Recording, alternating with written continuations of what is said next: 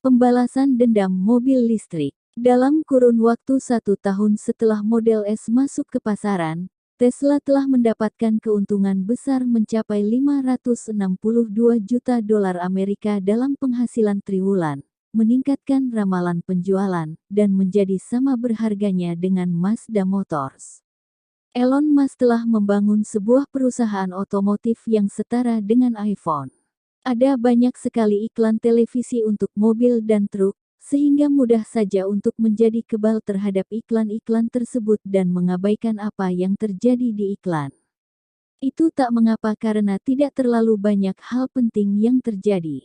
Pembuat mobil tampak melakukan usaha yang minim pada iklan mereka dengan menjajakan hal yang sama persis selama beberapa dekade, sebuah mobil yang sedikit lebih luas, jarak yang sedikit lebih jauh persatuan bahan bakar, lebih mudah dirawat dan dipelihara, atau lebih banyak penyangga gelas. Mereka yang tidak bisa menemukan hal yang menarik sama sekali untuk digembar-gemborkan mengenai mobil mereka, beralih ke wanita-wanita yang hampir tidak berpakaian, para pria dengan aksen British, dan jika perlu, tikus yang menari dengan mengenakan tuxedo untuk berusaha meyakinkan orang-orang bahwa produk mereka lebih baik dari yang lain. Lain kali apabila terdapat sebuah iklan mobil muncul di televisimu, berhentilah sejenak dan dengarkan dengan baik apa yang disampaikan. Ketika kau menyadari bahwa tayangan Sign and Drive Volkswagen adalah kode untuk kami membuat pengalaman membeli sebuah mobil sedikit lebih buruk dari biasanya, kau akan mulai mengapresiasi betapa rendahnya industri otomotif telah tenggelam. Pada pertengahan 2012, Tesla Motors membuat heran rekan-rekannya yang merasa puas di industri otomotif. Tesla Motors mulai meluncurkan sedan Model S. Kendaraan mewah berbahan bakar listrik secara keseluruhan ini dapat berjalan lebih dari 480 km dalam sekali pengisian. Mobil tersebut dapat mencapai kecepatan 69,5 km per jam dalam waktu 4,2 detik. Mobil tersebut berkapasitas 7 orang, jika kau menggunakan sepasang kursi tambahan yang ada di bagian belakang untuk anak-anak. Mobil tersebut juga memiliki 2 bagasi, yakni satu yang standar dan kemudian satu lagi yang Tesla sebut Vroom yang berada di depan, di mana biasanya menjadi tempat tumpukan mesin. Model S berjalan dengan sebuah paket baterai listrik yang menjadi dasar mobil dan sebuah motor listrik seukuran semangka yang terletak di antara roda belakang. Menghilangkan mesin sekaligus bunyi-bunyinya berarti membuat Model S berjalan dengan senyap. Model S mengungguli kebanyakan sedan mewah yang lain dalam segi kecepatan, jarak per kilometer, pemeliharaan, dan tempat penyimpanan. Dan lebih lagi, seperti sebuah kendaraan yang sempurna, dengan gagang pintu yang rata dengan badan mobil, hingga pengemudi mendekam ke mobil Model S tersebut. Kemudian gagang pintu berwarna perak akan muncul, pengemudi akan membuka pintu dan masuk ke mobil, dan gagang pintunya akan masuk kembali hingga sama rata dengan badan mobil lagi. Ketika berada di dalam, pengemudi akan menemui sebuah layar sentuh berukuran 40 cm yang mengontrol mayoritas fungsi mobil, misalnya menaikkan volume stereo atau membuka atap mobil dengan menggeser jari. Sementara kebanyakan mobil memiliki sebuah dashboard yang luas untuk mengakomodasi berbagai tampilan dan tombol serta untuk melindungi pengendaranya dari bunyi bising mesin, Model S menawarkan ruang yang sangat luas. Model S memiliki koneksi internet yang mengizinkan pengendara mendengarkan musik secara streaming melalui konsol sentuh dan untuk menampilkan Google Maps yang luas untuk navigasi. Pengemudi tidak perlu memutar sebuah kunci atau bahkan menekan sebuah tombol starter untuk menyalakan mobil. Berat badannya di kursi beserta sebuah sensor di kunci tipuan, yang berbentuk seperti sebuah Model S Mini, sudah cukup untuk mengaktifkan kendaraan. Terbuat dari aluminium yang ringan, mobil tersebut meraih nilai keselamatan tertinggi sepanjang sejarah. Dan dapat diisi ulang secara gratis di stasiun Tesla yang berjajar di jalan raya yang melintasi Amerika Serikat dan suatu saat di seluruh dunia. Bagi insinyur dan orang-orang sadar lingkungan, Model S mempresentasikan sebuah model efisiensi. Mobil tradisional dan hybrid memiliki ratusan hingga ribuan bagian yang bergerak. Mesinnya harus bekerja secara konstan, seperti mengontrol letupan dengan piston, poros mesin, penyaring minyak, alternator, kipas, distributor, katup, kumparan, dan silinder adalah beberapa dari banyak bagian mesin yang dibutuhkan untuk bekerja. Energi yang dihasilkan oleh mesin kemudian harus disalurkan melalui kopling, roda gigi, dan batang penggerak untuk membuat rodanya berputar, dan kemudian sistem yang kelelahan tersebut harus berurusan dengan pembuangan. Mobil hanya menjadi efektif sekitar 10-20% dalam mengubah masukan yang berupa bahan bakar minyak menjadi keluaran yang berupa tenaga penggerak. Kebanyakan dari energi sekitar 70% hilang sebagai panas di mesin, sementara yang lain hilang melalui perlawanan terhadap angin, pengereman dan fungsi mekanikal yang lain.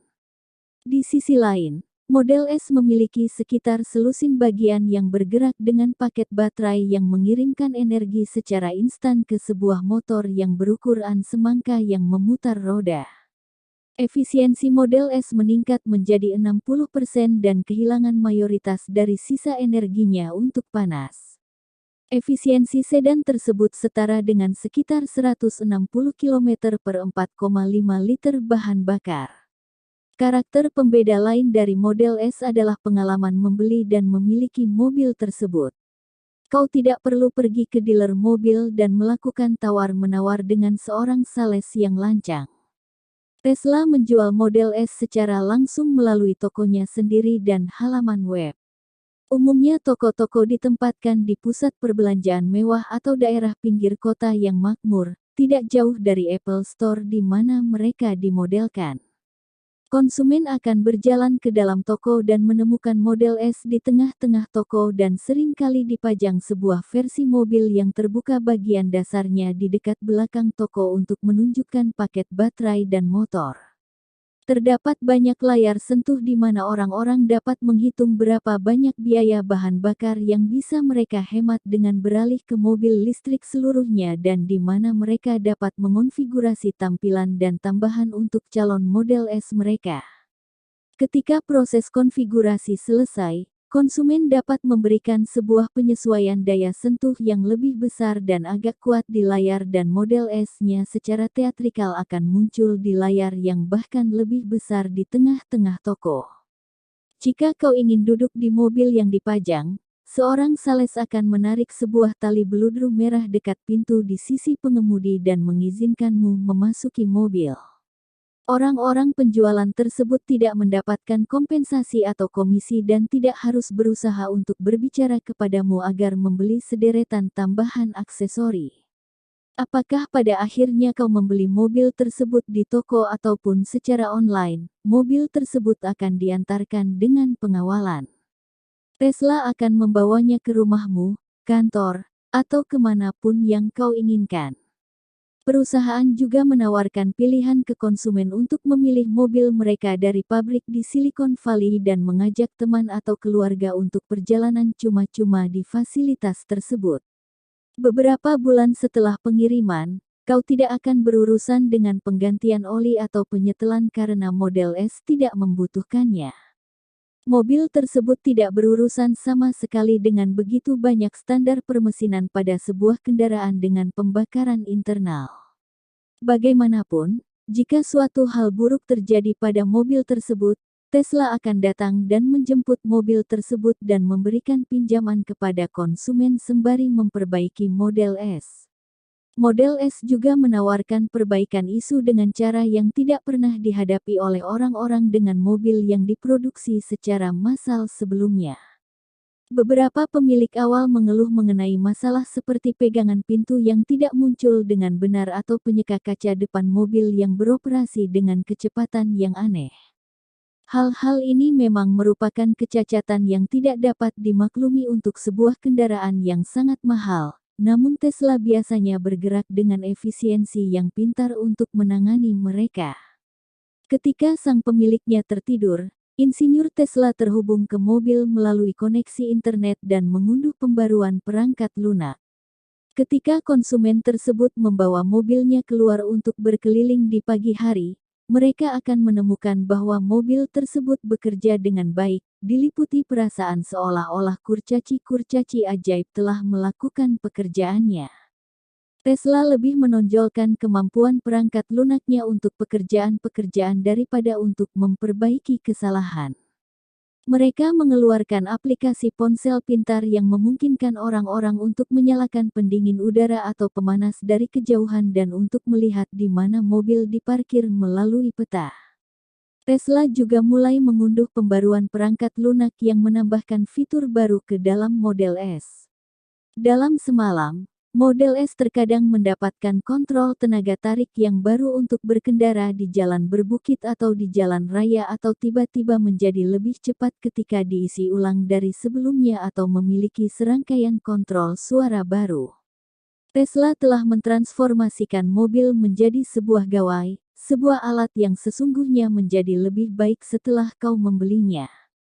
Seperti yang dikatakan oleh Craig Venter, salah satu pemilik awal Model S dan ilmuwan ternama yang mengurai sandi DNA manusia untuk pertama kali, mobil ini mengubah segala hal tentang transportasi.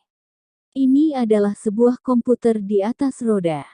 Orang-orang pertama yang mengetahui apa yang telah Tesla capai adalah para teknofil, orang-orang yang antusias terhadap teknologi baru, di Silicon Valley.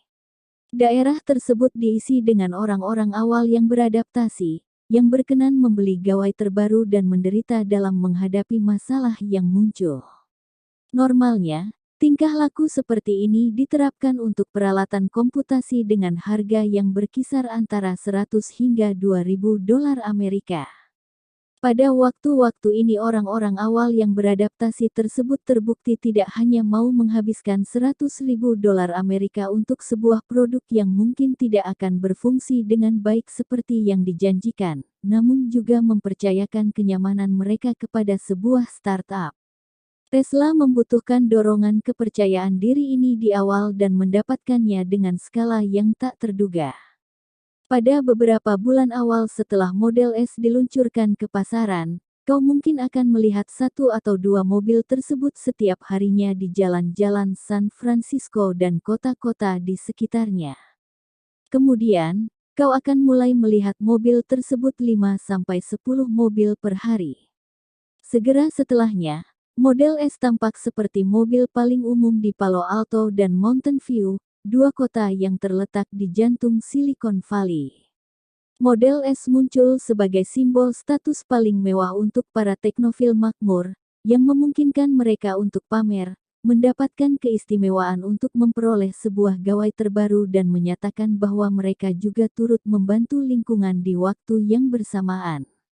Dari Silicon Valley, fenomena Model S menyebar ke Los Angeles, kemudian di sepanjang West Coast dan kemudian ke Washington DC dan New York walaupun dalam jumlah yang lebih kecil. Awalnya pembuat mobil yang lebih tradisional melihat Model S sebagai suatu lelucon dan gejolak penjualannya adalah bagian dari sebuah keisengan. Bagaimanapun sentimen tersebut segera berubah menjadi sesuatu yang kurang lebih seperti kepanikan. Pada November tahun 2012 beberapa bulan setelah mulai diluncurkan ke pasaran, Model S mendapatkan penghargaan sebagai Car of the Year oleh Motor Trend dipilih dengan suara bulat pertama yang pernah diingat oleh siapapun di majalah tersebut. Model S mengalahkan 11 kendaraan lain dari perusahaan seperti Porsche, BMW, Lexus, dan Subaru, serta digembar-gemborkan sebagai bukti positif bahwa Amerika masih bisa membuat hal-hal hebat. Motor Trend merayakan Model S sebagai mobil tanpa mesin pembakaran internal pertama yang pernah memenangi penghargaan terbaiknya dan menulis bahwa kendaraan tersebut dapat dikendalikan seperti sebuah mobil sport, dapat dikemudikan selembut sebuah Rolls-Royce, menawan seperti sebuah Chevy Equinox, dan lebih efisien daripada sebuah Toyota Prius. Beberapa bulan kemudian, Consumer Reports memberikan kepada Model S nilai mobil tertingginya sepanjang sejarah, 99 dari 100, sembari memproklamasikan bahwa kemungkinan besar Model S adalah mobil terbaik yang pernah dibuat. Sekitar waktu-waktu inilah penjualan Model S mulai membumbung tinggi bersamaan dengan harga saham Tesla dan General Motors, di antara pembuat mobil yang lain, membuat sebuah tim untuk mempelajari Model S, Tesla dan metode yang digunakan oleh Musk. Merupakan hal yang berharga untuk dilakukan, untuk berhenti sejenak dan merenungi apa yang telah dicapai oleh Tesla. Musk telah menetapkan suatu tujuan untuk membuat sebuah mobil listrik yang tidak membahayakan. Dia melakukannya. Kemudian, menggunakan sebuah bentuk judo pebisnis, dia membalikkan dekade-dekade yang penuh dengan kritik terhadap mobil listrik. Model S tidak hanya mobil listrik terbaik, namun Model S adalah mobil terbaik, dan mobil yang diinginkan oleh orang-orang. Amerika tidak melihat sebuah perusahaan mobil yang berhasil semenjak Chrysler muncul di tahun 1925. Silicon Valley tidak melakukan sesuatu yang besar dalam catatan industri otomotif. Musk tidak pernah menjalankan sebuah pabrik listrik sebelumnya dan dianggap arogan dan amatir oleh Detroit. Namun, dalam kurun waktu 1 tahun setelah Model S masuk ke pasaran, Tesla telah mendapatkan keuntungan besar, mencapai 562 juta dolar AS dalam penghasilan triwulan, meningkatkan ramalan penjualan, dan menjadi sama berharganya dengan Mazda Motors. Elon Musk telah membangun sebuah perusahaan otomotif yang setara dengan iPhone.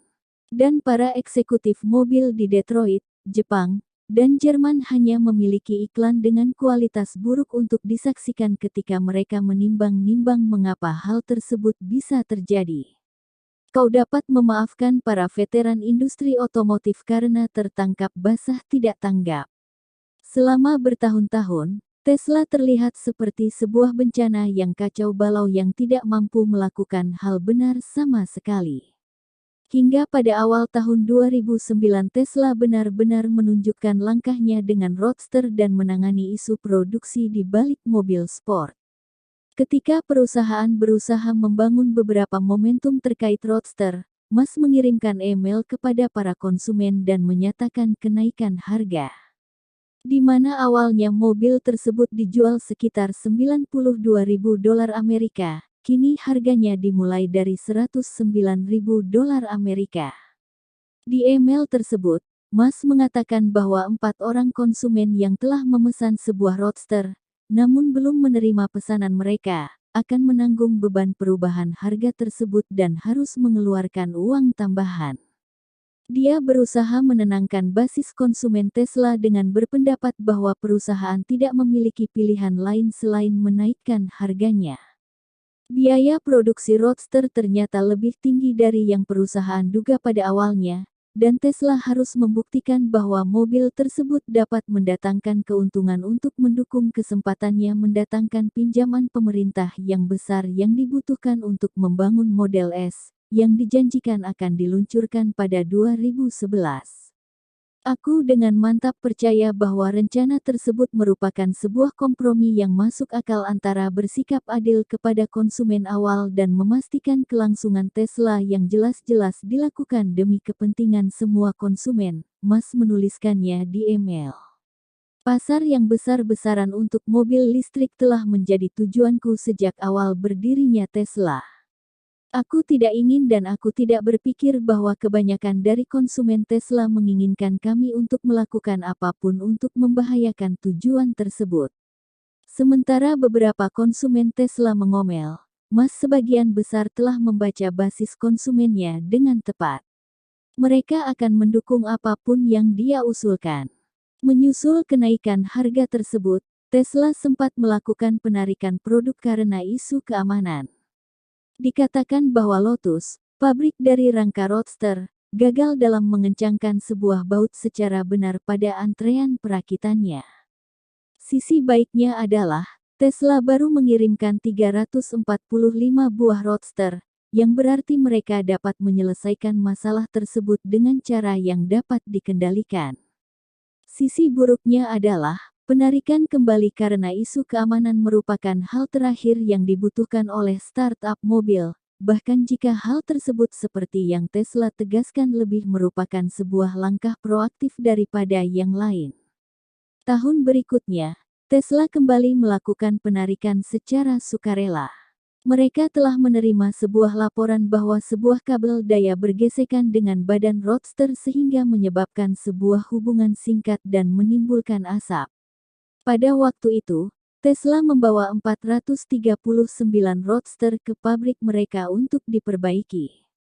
Tesla melakukan yang terbaik untuk menyampaikan hal positif terkait isu tersebut, dengan mengatakan bahwa mereka akan mengadakan kunjungan ke rumah untuk memperbaiki Roadster atau menjemput mobilnya dan membawanya kembali ke pabrik.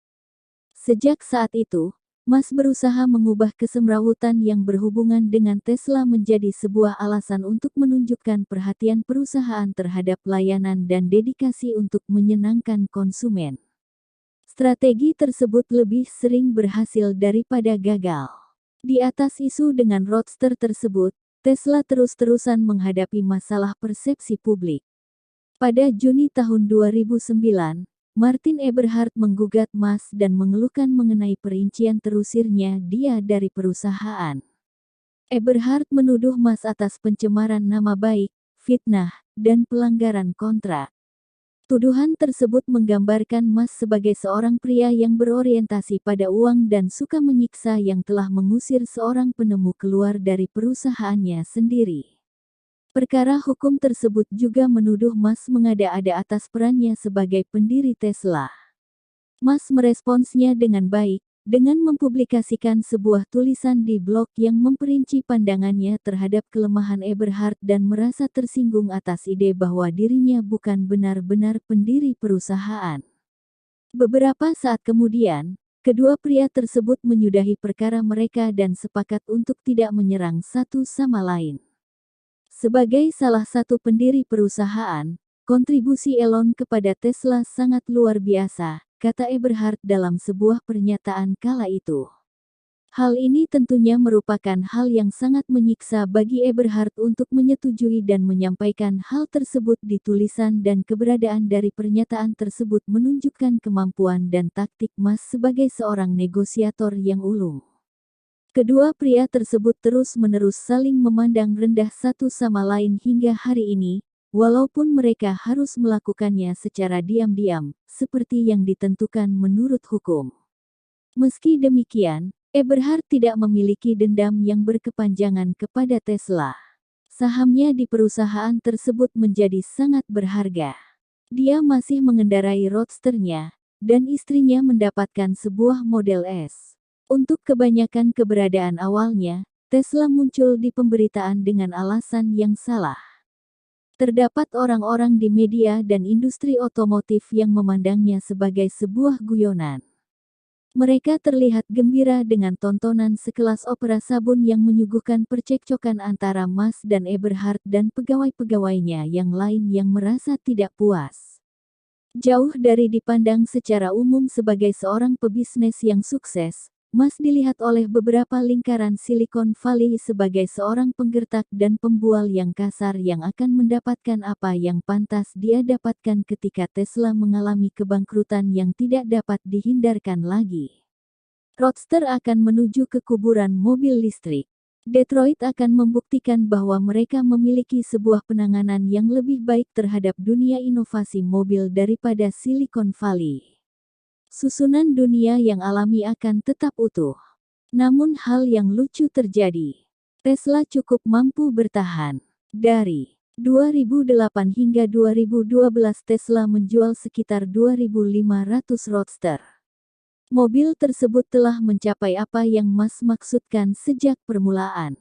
Hal ini membuktikan bahwa mobil listrik bisa menjadi menyenangkan untuk dikendarai dan mobil listrik dapat menjadi objek yang diinginkan. Dengan Roadster, Tesla menjadikan mobil listrik tetap berada di kesadaran publik dan melakukannya dalam keadaan yang penuh dengan kemustahilan, yakni bangkrutnya industri otomotif Amerika dan pasar keuangan global. Apakah Mas adalah seorang pendiri Tesla dalam pengertian yang paling murni dari kata tersebut sudah tidak lagi relevan di titik ini. Tidak akan ada Tesla yang menjadi perbincangan hari ini jika tidak karena uang Mas, kecerdasan pemasaran, ketidakjujuran, kepandaian para insinyur, dan semangat yang gigih. Pada hakikatnya, keberadaan Tesla adalah berkat Musk dan merefleksikan kepribadiannya seperti Intel, Microsoft, dan Apple yang merefleksikan kepribadian para pendirinya. Mark Tarpenning, salah satu pendiri lain Tesla, mengatakan hal yang sama ketika dia merenungi apa arti emas bagi perusahaan. Elon mendorong Tesla jauh lebih jauh dari yang pernah kami bayangkan, katanya. Sesulit apapun upaya yang diperlukan untuk melahirkan Roadster, perjalanan tersebut telah merangsang nafsu makan emas untuk apa yang dapat dia capai di industri otomotif tanpa komitmen. Mobil Tesla yang selanjutnya, yang diberi nama White Star, tidak akan menjadi versi adaptasi dari kendaraan perusahaan lain. Mobil tersebut akan dibuat dari awal dan dibuat dengan struktur untuk memanfaatkan sepenuhnya seluruh keunggulan yang diberikan oleh teknologi mobil listrik. Paket baterai pada Roadster misalnya, harus diletakkan di dekat bagian belakang mobil karena batasan yang ditimbulkan oleh rangka Lotus Elise. Hal ini bukanlah masalah yang berarti namun tidak ideal karena berat yang mengagumkan dari baterai tersebut. Dengan White Star yang akan menjadi Model S, Musk dan insinyur Tesla mengetahui dari awal bahwa mereka akan meletakkan paket baterai seberat 589 kg di dasar mobil. Hal ini akan memberikan kendaraan tersebut sebuah pusat gravitasi yang rendah dan penanganan yang sangat bagus. Hal ini juga akan memberikan Model S apa yang disebut momen inersia kutub rendah, yang menentukan bagaimana sebuah mobil dapat menahan belokan. Idealnya kau menginginkan agar bagian yang berat seperti mesinnya sedekat mungkin dengan pusat gravitasi. Inilah mengapa mesin mobil balap cenderung terletak di tengah kendaraan. Mobil tradisional berantakan pada metrik ini, dengan mesin yang bertumpuk di depan, penumpang di tengah, dan bahan bakar yang terguncang-guncang di bagian belakang. Pada kasus Model S, tumpukan massa mobil terletak sangat dekat dengan pusat gravitasi dan hal ini memberikan dampak positif terhadap penanganan, performa dan keamanan. Meskipun begitu, bagian dalam tersebut hanyalah satu bagian yang membuat Model S bersinar. Musk juga ingin membuat sebuah pernyataan dengan tampilan mobil. Mobil tersebut adalah sebuah sedan, namun akan menjadi sebuah sedan yang seksi.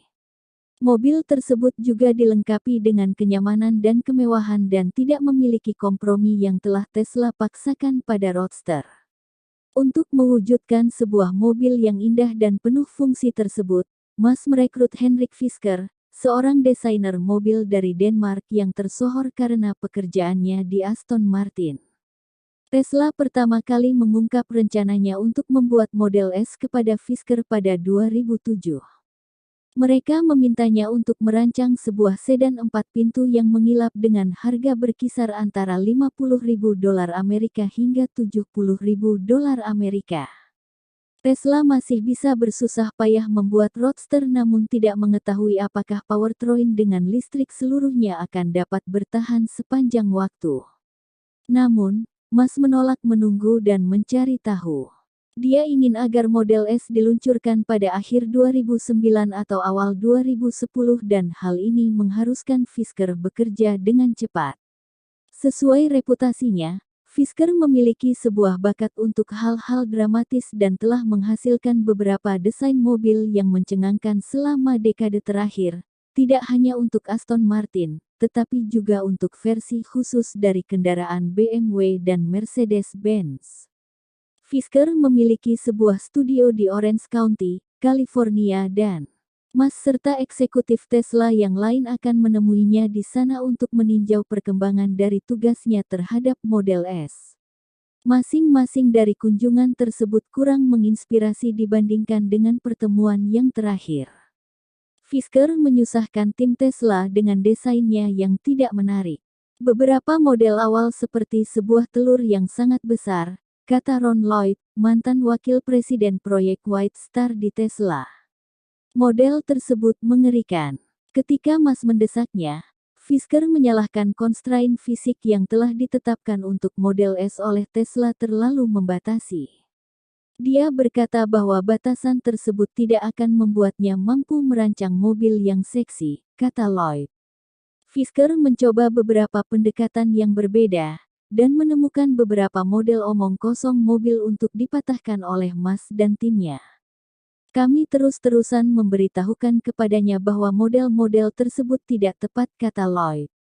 Tidak lama setelah pertemuan tersebut, Fisker memulai perusahaannya sendiri, Fisker Automotive, dan meluncurkan Fisker Karma Hybrid pada 2008. Sedan mewah tersebut terlihat seperti sebuah kendaraan Batman yang mungkin dibawa untuk jalan-jalan berkeliling pada hari Minggu. Dengan garisnya yang panjang mengulur dan tepinya yang runcing, mobil tersebut sangat bagus dan original. Semakin lama menjadi semakin jelas bahwa dia berusaha bersaing dengan kami, kata Lloyd. Ketika Musk menggali ke dalam situasi tersebut, dia menemukan bahwa Fisker telah membelanjakan idenya untuk sebuah perusahaan mobil kepada investor di sekitar Silicon Valley untuk beberapa waktu.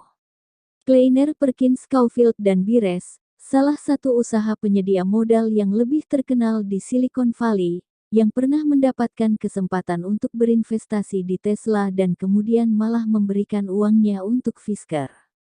Semua hal ini keterlaluan bagi Musk dan dia melayangkan sebuah gugatan kepada Fisker pada 2008, menuduhnya telah mencuri ide Tesla dan menggunakan uang sebesar $875.000 Amerika yang telah dibayarkan oleh Tesla untuk pekerjaan desainnya untuk membantu perusahaan mobil rivalnya jatuh. Fisker akhirnya memenangi perselisihan tersebut dengan seorang penengah yang memerintahkan Tesla untuk mengganti biaya hukum Fisker dan menganggap pernyataan Tesla tak berdasar. Tesla sempat berpikir untuk melakukan sebuah hybrid seperti Fisker di mana sebuah mesin berbahan bakar akan disediakan untuk mengisi ulang baterai mobil setelah mobil tersebut mengonsumsi sebuah pengisian awal. Mobil tersebut akan mampu berjalan sejauh 50 hingga 80 mil setelah dihubungkan ke sebuah stop kontak dan kemudian memanfaatkan stasiun bahan bakar yang sudah tersedia di mana-mana sesuai kebutuhan untuk mengisi ulang baterai, untuk mengurangi kegelisahan jarak jangkauan. Insinyur Tesla membuat purwarupa kendaraan hibrid tersebut dan menjalankan berbagai bentuk metrik biaya dan performa. Pada akhirnya mereka menemukan bahwa hybrid memiliki terlalu banyak kompromi. Harganya akan mahal dan performanya tidak akan sebagus mobil dengan listrik keseluruhan, kata J.B. Straubel.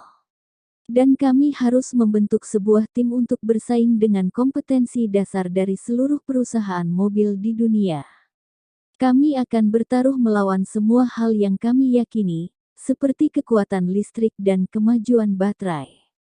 Kami memutuskan untuk melakukan semua usaha untuk mencapai apa yang kami pikir sebagai titik akhir dan tidak pernah menengok kembali ke belakang. Setelah mencapai kesimpulan ini, Straubel dan yang lain di dalam Tesla mulai meredam kemarahan mereka kepada Fisker. Mereka menemukan bahwa pada akhirnya dia akan menghasilkan sebuah mobil asal-asalan dan mendapatkan balasannya. Sebuah perusahaan mobil yang besar mungkin akan menghasilkan $1 miliar Amerika dan membutuhkan ribuan orang untuk merancang sebuah kendaraan baru dan membawanya ke pasaran. Tesla tidak memiliki sumber daya yang mendekati jumlah tersebut ketika melahirkan Model S.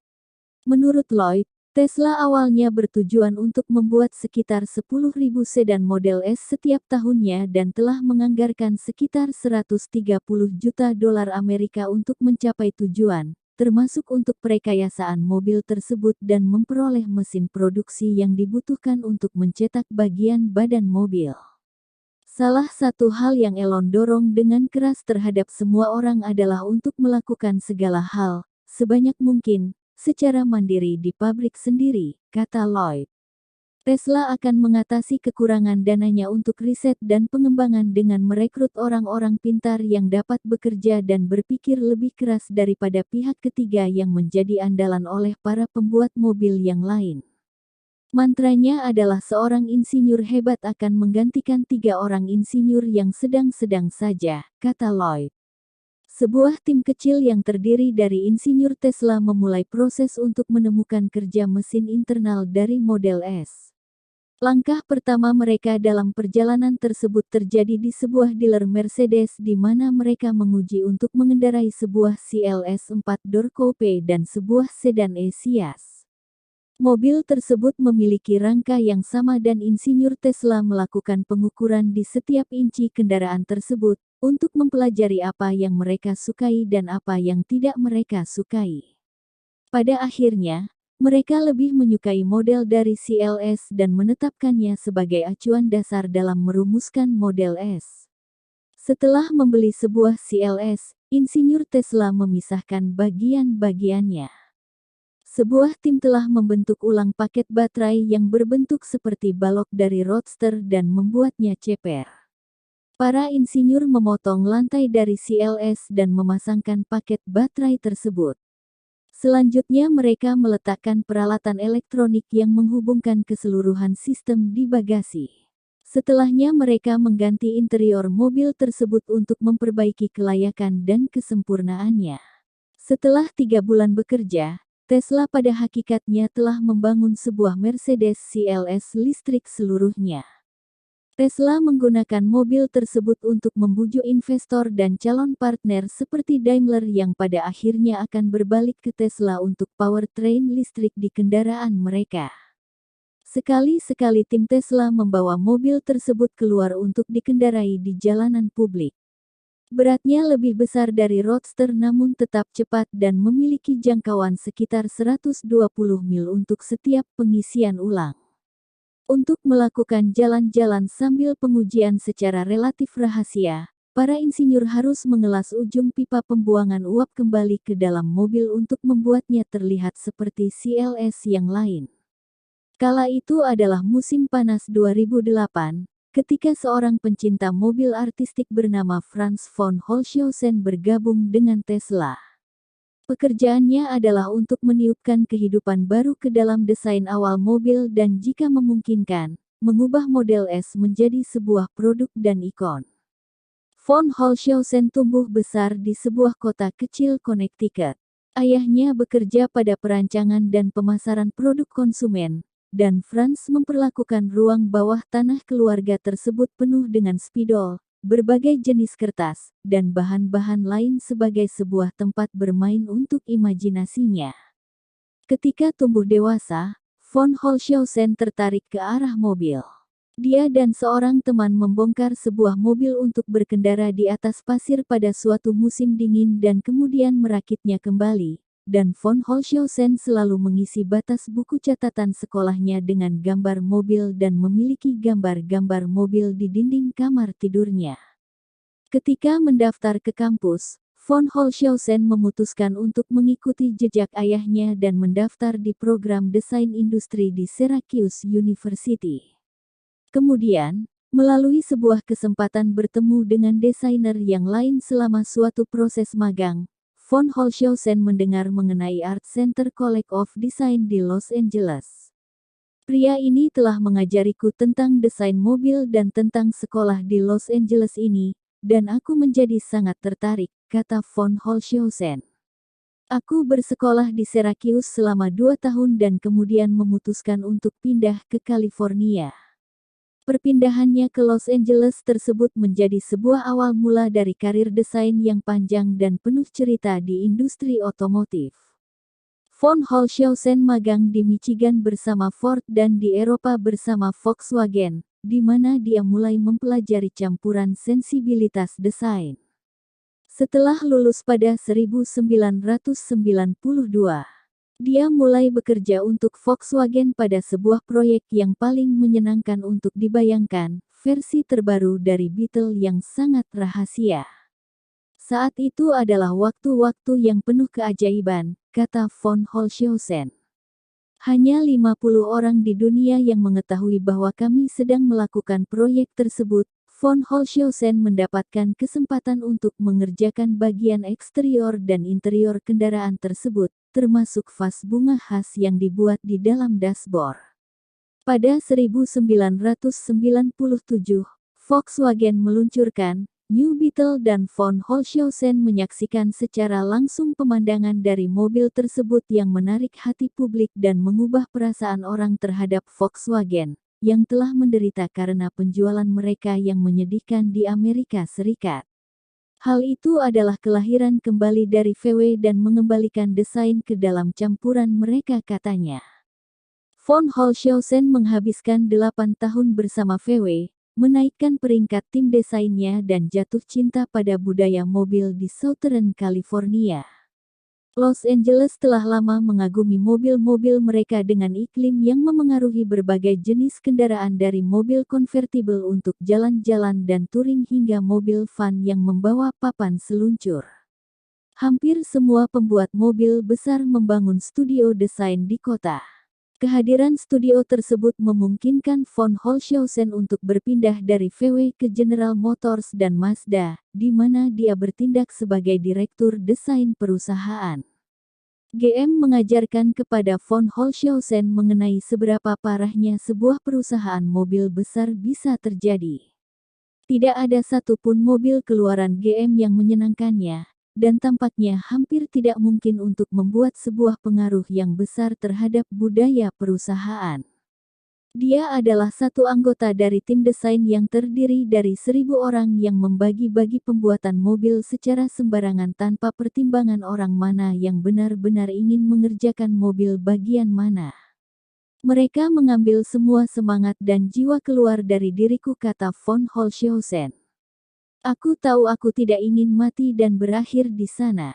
Kebalikannya, Mazda membutuhkan dan menginginkan bantuan. Hal ini membuat von Holzhausen dan timnya di Los Angeles memberikan kesan mereka pada setiap mobil di Amerika Utara dan untuk menghasilkan sekumpulan konsep mobil yang membentuk ulang bagaimana perusahaan mendekati desain. Seperti yang dikatakan oleh von Holzhausen, kami membawa gaya aerodinamis kembali pada tampilan dan kesan dari mobil. Von Holzhausen memulai sebuah proyek untuk membuat mobil Mazda lebih hijau dengan mengevaluasi ulang jenis bahan yang digunakan untuk membuat kursi dan bahan bakar yang digunakan. Faktanya dia telah membuat sebuah konsep mobil berbahan bakar etanol ketika pada awal 2008, seorang kawan memberitahukan kepadanya bahwa Tesla memerlukan seorang kepala desainer.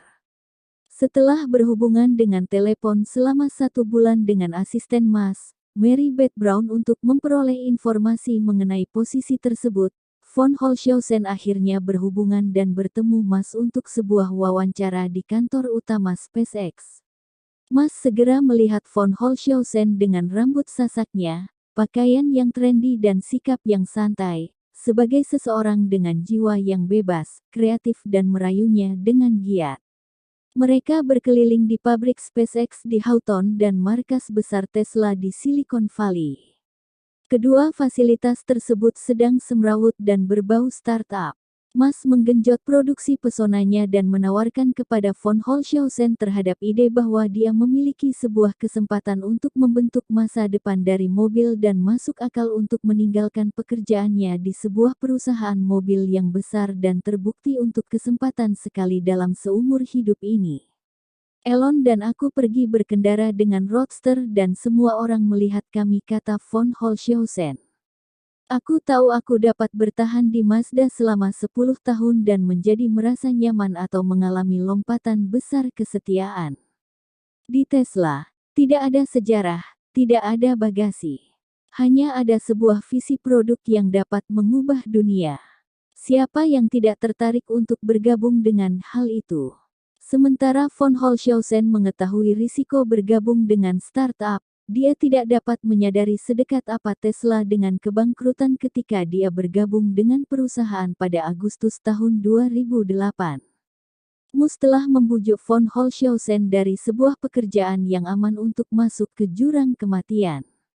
Namun di berbagai cara, ini adalah apa yang von Holzhausen cari pada titik tersebut di perjalanan karirnya. Tesla tidak terasa seperti sebuah perusahaan mobil, hanya sekelompok pria yang bermain-main dengan sebuah ide besar.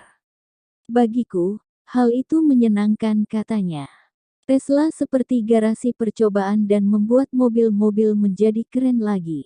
Setelan jas hilang dan begitu juga dengan tangan veteran otomotif yang tumpul karena bertahun-tahun bekerja di industri. Manfaatnya adalah, von Holzhausen menemukan orang-orang pandai yang energi yang tidak menyadari bahwa apa yang mereka ingin lakukan adalah sesuatu yang berbatasan dengan kemustahilan.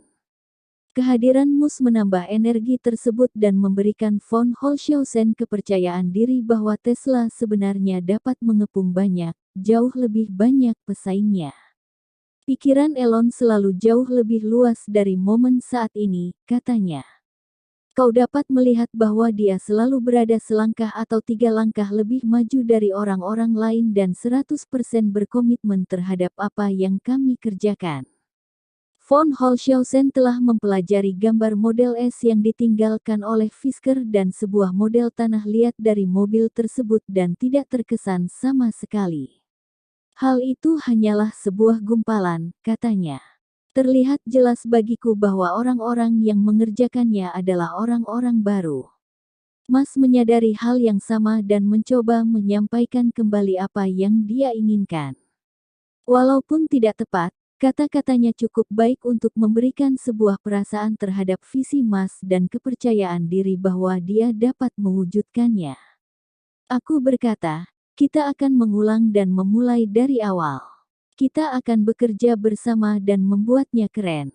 Untuk menghemat uang, pusat desain Tesla didirikan di dalam pabrik SpaceX. Beberapa orang dari tim von Holzhausen mengambil alih sebuah sudut dan memasang sebuah tenda untuk menambahkan beberapa sekat pemisah dan kerahasiaan terhadap apa yang sedang mereka kerjakan. Dalam tradisi banyak dari karyawan Musk, von Holzhausen harus membangun kantornya sendiri. Dia melakukan ziarah ke IKEA untuk membeli beberapa meja dan kemudian pergi ke sebuah toko seni untuk mendapatkan beberapa kertas dan pena. Ketika von Holzhausen mulai membuat sketsa bagian luar dari Model S, insinyur Tesla telah memulai sebuah proyek untuk membangun CLS listrik yang lain. Mereka membongkar yang satu ini hingga ke intinya, melepaskan semua struktur dari badannya dan kemudian meregangkan dasar roda sejauh 4 inci untuk menyesuaikan dengan beberapa spesifikasi awal dari Model S. Hal-hal mulai bergerak dengan cepat untuk semua orang yang terlibat di proyek Model S. Dalam rentang waktu sekitar 3 bulan, von Holzhausen telah mendesain 95% dari apa yang orang-orang lihat hari ini dari Model S, dan para insinyur telah mulai membangun sebuah purwarupa eksterior sekitar rangka. Selama proses tersebut, von Holzhausen dan Musk berbicara setiap hari. Meja mereka berdekatan, dan kedua pria tersebut memiliki sebuah laporan yang natural. Musk mengatakan bahwa dia menginginkan estetika yang dipinjam dari Aston Martin dan Porsche dan beberapa fungsi spesifik. Dia bersikeras misalnya, mobil tersebut memiliki kursi untuk 7 orang. Hal itu seperti, astaga, bagaimana kami dapat mewujudkannya dalam sebuah sedan, kata von Holzhausen. Namun, aku mengerti. Dia memiliki 5 orang anak dan menginginkan sesuatu yang dia pikir dapat menjadi sebuah kendaraan keluarga, dan dia mengetahui bahwa orang lain pun akan menghadapi hal ini. Musk ingin membuat pernyataan lain dengan sebuah layar sentuh yang besar. Kala itu adalah bertahun-tahun sebelum iPod diluncurkan. Layar sentuh saat ini merupakan hal yang wajar bagi orang-orang, tetapi saat itu merupakan bagian yang sama sekali tidak menyenangkan ketika ditemukan di bandara dan kios. Namun bagi Musk, iPhone dan semua fungsi sentuhnya membuatnya yakin bahwa jenis teknologi ini akan segera menjadi sesuatu yang wajar. Dia akan membuat sebuah iPhone besar dan membuatnya menangani kebanyakan dari fungsi mobil. Untuk menemukan ukuran yang tepat untuk layar tersebut, Musk dan von Holzhausen duduk di rangka mobil dan memegang laptop dengan berbagai ukuran yang berbeda, menempatkannya secara horizontal maupun vertikal untuk melihat tampilan terbaik. Mereka akhirnya memutuskan untuk menggunakan sebuah layar 7 inci dalam posisi vertikal. Pengemudi akan menyentuh layar ini untuk setiap tindakan, kecuali membuka laci kecil dan menyalakan lampu darurat, tindakan yang diatur oleh hukum untuk dilakukan dengan tombol fisik. Karena paket baterai di dasar mobil memberikan beban yang besar, Mas, tim desainer dan para insinyur selalu mencari cara untuk mengurangi berat Model S di titik yang lain. Mas memilih memecahkan sebuah potongan besar dari masalah ini dengan membuat badan Model S dari aluminium daripada baja. Bagian mobil, selain paket baterai, harus lebih ringan daripada mobil berbahan bakar minyak yang serupa, dan membuatnya dari aluminium secara keseluruhan merupakan keputusan yang jelas, kata Mas. Masalah mendasarnya, jika kami tidak membuatnya dari aluminium, mobil tersebut tidak akan bagus. Pilihan kata yang digunakan oleh Mas adalah keputusan yang jelas, membutuhkan sebuah perjalanan yang panjang untuk menjelaskan bagaimana keputusan itu diterapkan. Mobil tersebut harus ringan dan aluminium merupakan sebuah pilihan untuk mewujudkannya. Namun pada saat itu, pabrik mobil di Amerika Utara hampir tidak memiliki pengalaman untuk memproduksi panel badan dari aluminium. Aluminium cenderung terkoyak ketika dikerjakan dengan tekanan yang besar. Aluminium juga menghasilkan garis-garis yang terlihat seperti goresan di kulit dan membuatnya sulit untuk dilapisi dengan cat. Di Eropa, kau memiliki Jaguar dan sebuah Audi yang terbuat dari aluminium, namun hal itu kurang dari 5% di pasaran, kata Mas. Di Amerika Utara, tidak ada sama sekali. Baru-baru ini saja Ford F-150 hadir dengan sebagian besar bodinya terbuat dari aluminium. Sebelumnya, kami adalah satu-satunya. Di dalam Tesla, percobaan dilakukan berulang-ulang untuk menyampaikan isu terkait badan aluminium tersebut, namun dia bergeming melihatnya sebagai satu-satunya pilihan yang rasional. Hal ini tinggal bergantung kepada tim Tesla untuk mencari cara bagaimana membuat produksi aluminium terwujud. Kami tahu hal ini dapat dilakukan, kata Musk. Pertanyaannya adalah seberapa sulit dan seberapa lama yang kami perlukan untuk menyelesaikannya. Hampir sebagian besar pilihan desain untuk Model S hadir dengan tantangan yang serupa.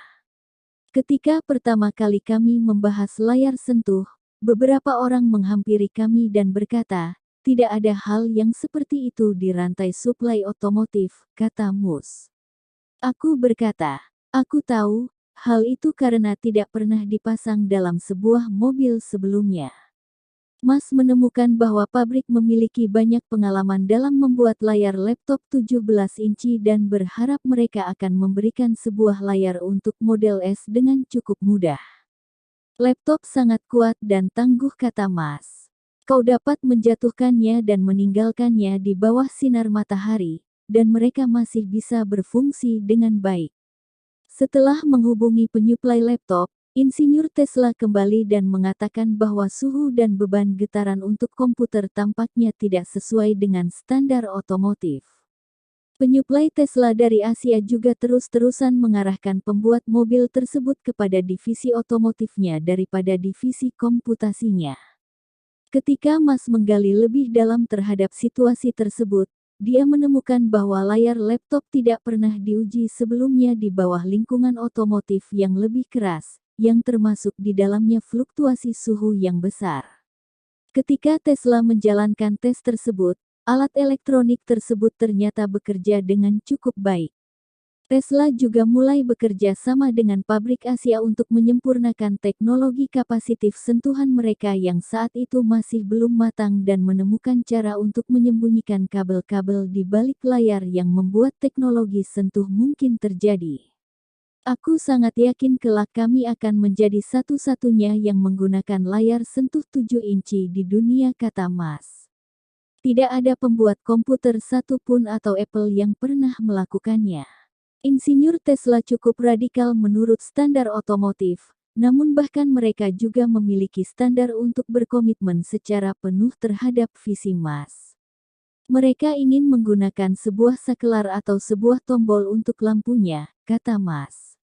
Mengapa kita membutuhkan sebuah sakelar? Ketika gelap, nyalakan saja lampunya.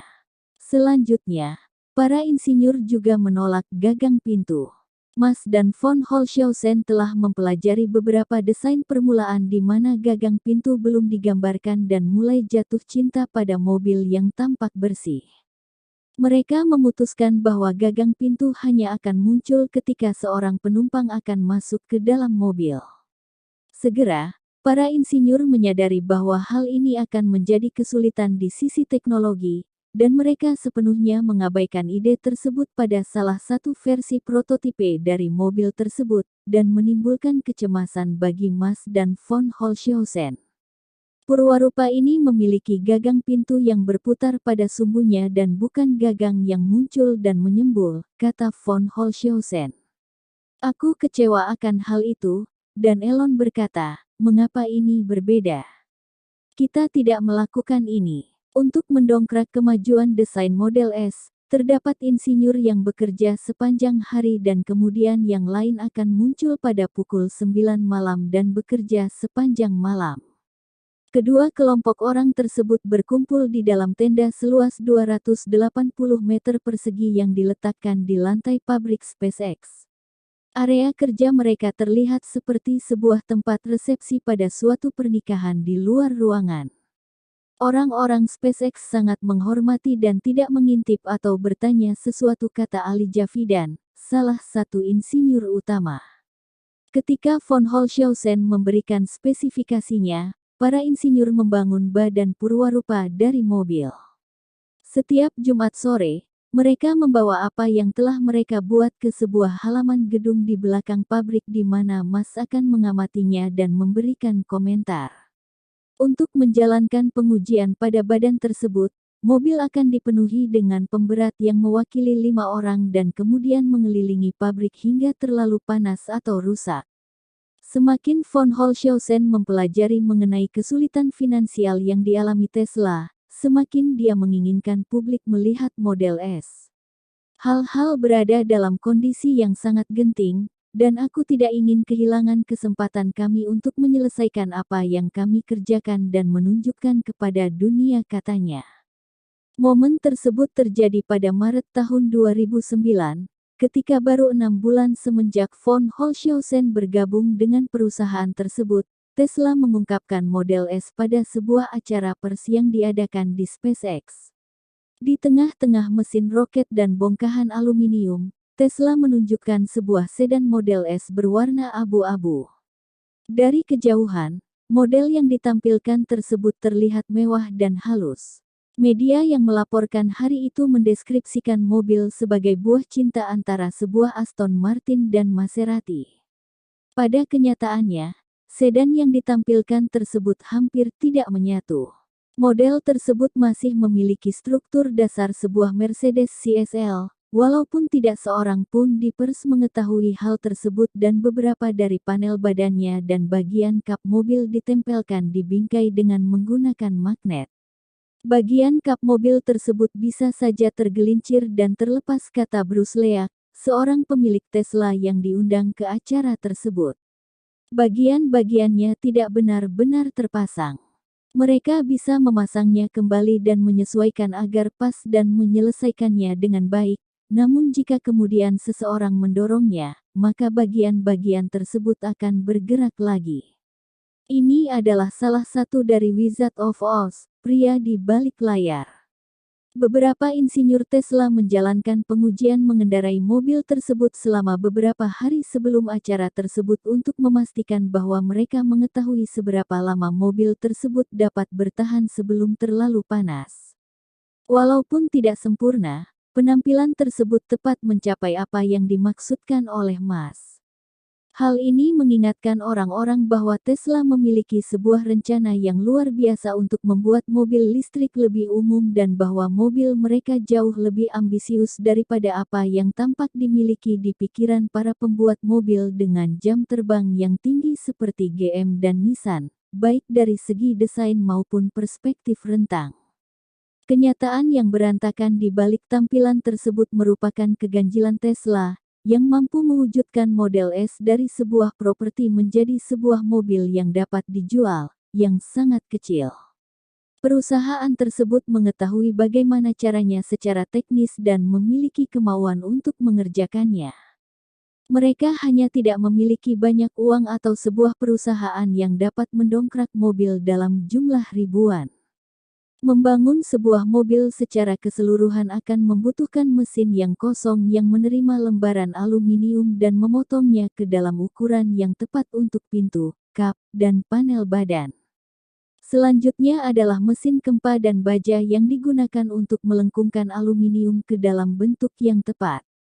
Kemudian akan terdapat lusinan robot yang akan membantu perakitan mobil, mesin gerindra yang dikontrol dengan komputer untuk mengerjakan bagian-bagian logam dengan teliti, peralatan pengecatan, dan serombongan mesin lain untuk menjalankan pengujian. Hal-hal tersebut merupakan sebuah investasi yang memerlukan hingga ratusan juta dolar Amerika. Musk pun perlu merekrut ribuan pekerja lagi.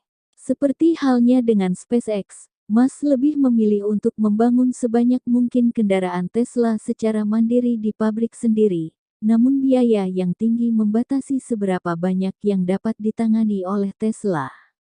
Rencana awalnya adalah kami akan melakukan perakitan akhir, kata Diarmuid O'Connell, wakil presiden pengembangan bisnis di Tesla. Partner akan mencetak bagian bodi mobil, melakukan pengelasan dan menangani pengecatan, dan mengirimkan semuanya ke Tesla, tempat para pekerja akan mengubah bagian-bagian tersebut menjadi sebuah mobil yang utuh. Tesla mengusulkan untuk membangun sebuah pabrik untuk menangani tipe pekerjaan ini, pertama di Albuquerque, New Mexico, dan selanjutnya di San Jose, California, dan kemudian menarik kembali proposal tersebut karena alasan kecemasan dari pemerintah kota di kedua daerah tersebut. Publik berbicara dengan ragu-ragu mengenai pemilihan tempat untuk pabrik hanya memberikan sedikit pengaruh terhadap kepercayaan terhadap kemampuan Tesla untuk menghasilkan mobil kedua dan menimbulkan jenis berita utama negatif yang sama yang mengiringi peluncuran Roadster yang diperpanjang. O'Connell bergabung dengan Tesla pada 2006 untuk membantu menyelesaikan beberapa isu pabrik dan keuangan. Dia tumbuh besar di dekat Boston di keluarga Irlandia kelas menengah dan memperoleh gelar sarjana dari Dartmouth College. Setelah itu O'Connell berkuliah di University of Virginia untuk memperoleh gelar master dalam bidang kebijakan publik dan kemudian Northwestern, di mana dia memperoleh gelar MBA dari College School of Management. Dia telah mendandani dirinya sendiri sebagai peneliti dari Uni Soviet dalam kebijakan luar negeri dan ekonominya dan telah mempelajari bidang tersebut di UVA. Namun kemudian, pada 1988 dan 1989, mereka mulai membubarkan Uni Soviet dan setidaknya aku memiliki sebuah masalah mereka, kata O'Connell. Bagiku hal ini terlihat seperti akan menuju pada suatu karir di akademis atau keilmuan. Saat itulah karir O'Connell mengambil jalan memutar ke dunia bisnis, saat dia menjadi seorang konsultan manajemen dan bekerja untuk McCann Erickson Worldwide, Young dan Rubicam dan Accenture, untuk menasihati perusahaan seperti Coca-Cola dan AT&T. Jejak karir O'Connell semakin berubah secara drastis pada 2001 ketika pesawat menabrak menara kembar di New York. Segera sesudah serangan teroris tersebut, O'Connell seperti banyak orang lainnya memutuskan untuk mengabdi pada Amerika Serikat dalam kapasitas yang dia miliki. Pada akhir usianya yang ke-30, dia kehilangan kesempatan untuk menjadi seorang tentara dan justru memfokuskan perhatiannya untuk berusaha mendapatkan pekerjaan di bidang keamanan nasional. O'Connell pergi dari kantor ke kantor di Washington DC mencari pekerjaan dan kurang beruntung hingga Lincoln Bloomfield, sekretaris asisten pemerintahan untuk bidang politik militer, mendengar tentang dirinya.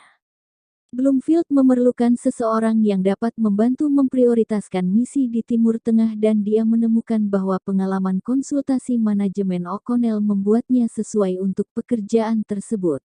O'Connell menjadi kepala staf dari Bloomfield dan menangani situasi-situasi dengan rentang yang luas, dari negosiasi perdagangan hingga membangun kedutaan besar di Baghdad. Setelah memperoleh izin keamanan, O'Connell juga memiliki akses terhadap laporan harian yang berisi kumpulan informasi dari personel intelijen dan militer terhadap status operasi di Irak dan Afghanistan. Setiap pagi pukul 6, hal pertama yang tiba di mejaku adalah laporan sepanjang malam yang termasuk di dalamnya informasi siapa yang terbunuh dan hal apa yang membunuh mereka, kata O'Connell. Aku terus berpikir, ini gila. Mengapa kita berada di situasi ini? Tidak hanya Irak, tetapi gambaran secara keseluruhan. Mengapa kita sangat berinvestasi pada bagian dunia tersebut? Jawaban yang tidak mengejutkan yang ditemukan oleh O'Connell adalah minyak. Semakin O'Connell menggali ke dalam ketergantungan Amerika Serikat terhadap minyak luar negeri, dia menjadi semakin frustasi dan sangat sedih. Klienku pada dasarnya adalah komandan tempur, orang-orang yang bertanggung jawab terhadap Amerika Latin dan perintah pusat, katanya. Ketika aku berbicara dengan mereka, mempelajari, dan meneliti beberapa hal, aku menyadari bahwa bahkan di saat-saat damai banyak dari aset kita yang dipekerjakan untuk menyokong saluran ekonomi terkait minyak. O'Connell memutuskan bahwa hal rasional yang dapat dia lakukan bagi negerinya dan untuk anak laki-lakinya yang baru lahir adalah dengan mengubah persamaan ini. Dia melihat industri angin dan industri surya dan pembuat mobil tradisional, namun ragu terhadap apa yang mereka lakukan dapat memiliki sebuah dampak yang cukup radikal terhadap status quo. Kemudian ketika membaca Business Week, dia menemukan sebuah artikel mengenai sebuah startup bernama Tesla Motors dan mengunjungi laman web perusahaan tersebut yang mendeskripsikan Tesla sebagai suatu tempat di mana kami melakukan sesuatu, tidak hanya membicarakannya. Aku mengirimkan sebuah email untuk memberitahu mereka bahwa aku berasal dari bidang keamanan nasional dan sangat tertarik dengan pengurangan ketergantungan terhadap minyak dan menemukan bahwa email tersebut terkirim balik ke emailku, kata O'Connell. Aku mendapatkan email balasan di hari setelahnya. Mas merekrut O'Connell dan dengan cepat memberangkatkannya ke Washington DC untuk mulai mencari tahu jenis pajak dan potongan macam apa yang dapat dibebankan oleh Tesla seputar kendaraan listriknya. Pada waktu yang bersamaan, O'Connell menyusun konsep sebuah aplikasi untuk sebuah paket stimulus dari Departemen Energi. Semua yang aku tahu adalah kami membutuhkan sejumlah besar uang pinjaman untuk membangun perusahaan ini, kata O'Connell. Pandanganku adalah kami harus mengeksplorasi semuanya. Tesla membutuhkan dana antara 100 juta dolar Amerika hingga 200 juta dolar Amerika yang diperkirakan secara kasar terhadap kebutuhan untuk membuat Model S. Kami naif dan mempelajari cara kami di bisnis tersebut, kata O'Connell. Memerlukan waktu beberapa tahun, dari sekitar 2007 hingga 2009, untuk aplikasi Departemen Energi tersebut berubah menjadi kemungkinan nyata untuk sebuah pinjaman dari pemerintah. Pada Januari tahun 2009, Tesla mengambil alih tempat Porsche di pameran mobil Detroit, mendapatkan tempat tersebut dengan murah karena banyak perusahaan lain yang telah mengalami kebangkrutan ketika pameran tersebut dilaksanakan. Fisker memiliki sebuah stan mewah yang melintang di jalan masuk dengan lantai kayu dan wanita-wanita cantik berambut pirang menghiasi mobilnya. Tesla memiliki Roadster, powertrain listrik, tanpa embel-embel hiasan. Teknologi yang dipajang oleh insinyur Tesla terbukti cukup bagus untuk menarik perhatian para pemain besar. Tidak lama setelah pertunjukan tersebut, Daimler menyuarakan ketertarikan untuk melihat seperti apa sebuah Mercedes A-Class bertenaga listrik akan terlihat dan terasa. Eksekutif Daimler mengatakan mereka akan mengunjungi Tesla dalam waktu sekitar sebulan untuk mendiskusikan perihal tersebut secara terperinci, dan insinyur Tesla memutuskan untuk memberi kejutan kepada mereka dengan memproduksi 2 kendaraan prototipe sebelum kunjungan tersebut. Ketika eksekutif Daimler melihat apa yang telah dikerjakan oleh Tesla, mereka memesan 4.000 paket baterai Tesla untuk armada kendaraan pengujian di Jerman. Tim Tesla melakukan hal yang sama untuk Toyota dan kembali memenangi bisnis tersebut. Pada Mei tahun 2009, hal-hal mulai berjalan dengan baik untuk Tesla. Model S telah ditunjukkan, dan Daimler meresponsnya dengan memberikan 10% taruhan kepada Tesla sebesar 50 juta dolar Amerika. Perusahaan tersebut juga membuat sebuah kerjasama strategis dan membuat Tesla menyediakan paket baterai untuk 1.000 mobil pintar Daimler. Uang tersebut sangat penting dan memberikan manfaat yang besar saat itu, kata O'Connell. Hal itu juga menjadi sebuah validasi. Daimler merupakan perusahaan yang menemukan mesin pengapian internal, dan mereka berinvestasi kepada kami.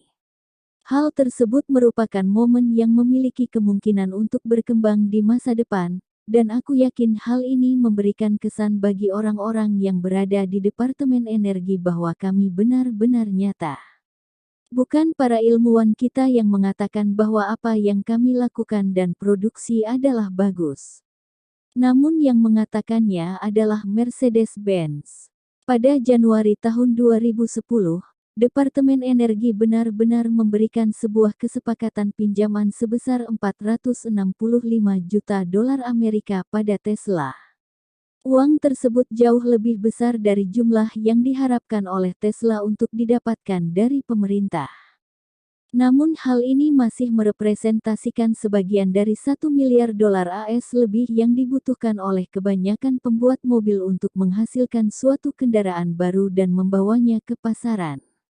Dengan demikian ketika Musk dan O'Connell merasa senang karena uang tersebut, mereka masih bertanya-tanya apakah Tesla akan mampu mewujudkan persetujuan tersebut. Tesla akan membutuhkan satu lagi rezeki tambahan, mungkin untuk mencuri sebuah pabrik mobil. Dan pada Mei tahun 2010, hal itulah yang kurang lebih terjadi. General Motors dan Toyota telah bekerja sama pada 1984 untuk membangun New United Motor Manufacturing MC, atau NUMMI di sebuah tempat bekas pabrik perakitan GM di Fremont, California, sebuah kota di pinggiran Silicon Valley. Kedua perusahaan tersebut berharap fasilitas hasil kerja sama tersebut akan mengkombinasikan keterampilan membuat mobil terbaik dari Amerika dan Jepang dan menghasilkan mobil dengan kualitas yang lebih tinggi, namun lebih murah. Pabrik tersebut kemudian mengeluarkan jutaan kendaraan seperti Chevy Nova dan Toyota Corolla. Kemudian terjadi masa resesi, dan GM menemukan dirinya sendiri berjuang keluar dari lembah kebangkrutan. Mereka memutuskan untuk meninggalkan pabrik tersebut pada 2009, dan Toyota mengikuti jejaknya tak lama setelahnya, mengatakan bahwa mereka akan menutup seluruh fasilitas tersebut, meninggalkan 5.000 orang yang kehilangan pekerjaannya.